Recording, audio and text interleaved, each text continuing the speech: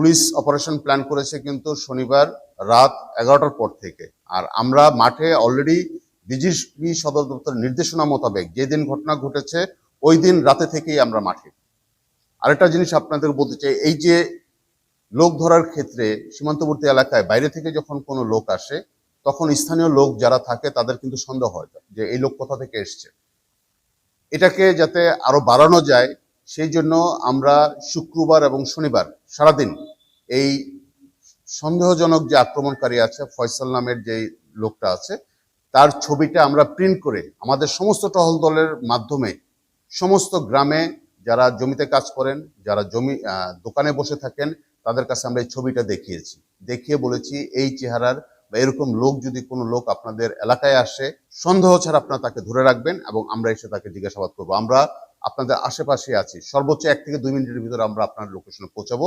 কারণ আমাদের পুরো টিম, আমাদের বিওপির সমস্ত টিম নিয়ে আমরা তখন মাঠে রাস্তায় সমস্ত স্পর্শকাতর এলাকাগুলোতে আমরা তখন অবস্থান করছি। গ্রামবাসীকে আমরা জানিয়ে দিয়েছি, দোকানদারকে ছবি দেখিয়েছি এবং সবাইকে অনুরোধ করেছি যে দেখা মাত্রই যেন আমাদেরকে জানায়।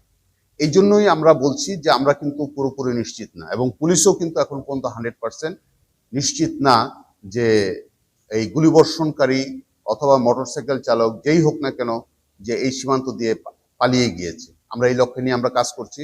যখন এই সংক্রান্ত বিষয়ে আরো কিছু আমরা জানতে পারবো টাইম টু টাইম সাংবাদিক ভাই হিসেবে আমরা আপনাদের সাথে শেয়ার করব।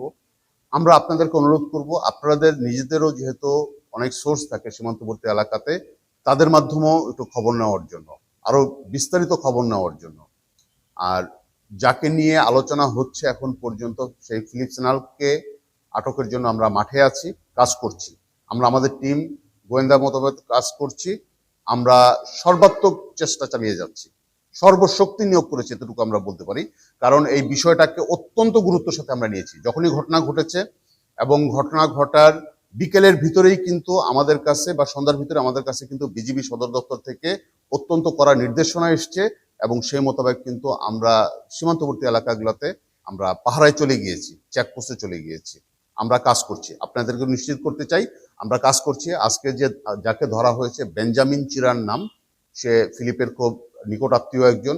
আমরা ধারণা করছি সেও ফিলিপের সহযোগী হিসেবে কাজ করেছে ফিলিপের অবস্থান জানার জন্য বা পাচারকারী হিসেবে তারা কতটুকু হেল্প করেছে এই বিষয়গুলো নিশ্চিত হওয়ার জন্য আমরা তাকে জিজ্ঞাসাবাদ করছি এখন বিজিবিতেই। এবং আমাদের জিজ্ঞাসাবাদ শেষ হয়ে গেলে আমরা তাকে নিকটস্থ থানা যেটা আছে আমরা তাদের থানায় সোপর্দ করব, এইটুকু আপনাদেরকে নিশ্চিত করতে পারি। আপনাদেরকে